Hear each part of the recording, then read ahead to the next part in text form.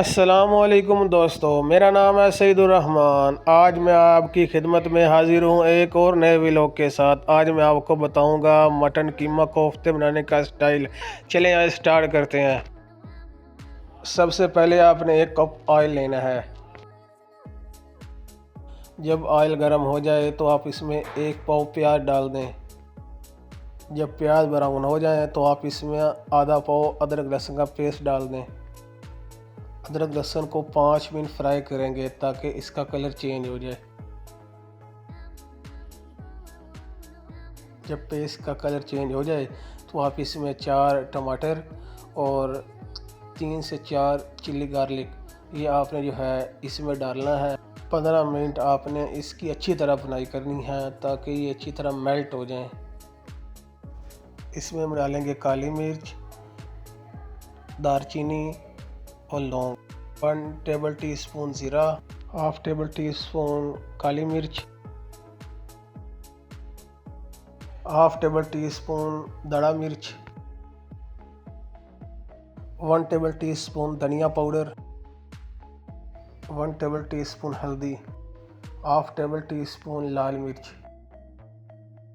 Half table teaspoon नमक, 5 pieces आलू बुखारे के। ये देखें गाइस, हमारे टमाटरों का जो पेस्ट है वो तैयार हो चुका था। इसमें हमने मसाले ऐड किए हैं और मज़ीद इसको 5 मिनट पकाएंगे। इसमें हम गाइस 1.5 किलो पानी ऐड करेंगे। कोफ्तों में जितना पानी ज़्यादा होगा उतना ही अच्छा होता है। ये देखें गाइस, पानी को उबाल आ रहे हैं। ये देखें गाइस, हमारे जो कोफ्तों की शेप है वो बिल्कुल गोल है। आपने इनको बहुत अच्छी तरह ड्राई करना है। जब पानी को उबाल आ जाए तो आपने एक एक कोफ्ते को आराम से बीच में डालना है और फ्लेम को आपने स्लो कर देना है। कोफ्ते डालने के बाद आपने इसको ऊपर ढकना ही रखना है, इसको ऐसे ही छोड़ देना है क्योंकि ऊपर ढकना रखने से ये टूट ना जाए। कोफ्ते डालने के बाद आपने इसको 1.5 घंटे के लिए छोड़ देना है इसी फ्लेम। आपने इसको हिलाना भी नहीं है, पुश भी नहीं करना, इसको इसी हालत में रहने देना है। जब इसका पानी खुश्क हो जाए तो फिर आप इसके ऊपर हल्का सा पुश कर सकते हैं। जब गाइस आपका घी सेपरेट हो जाए तो आप इसको उतार लें, आपका मसाला रेडी हो जाएगा। ये थे गाइस, हमारा अल्हम्दुलिल्लाह कोफ्ते रेडी हो चुके हैं।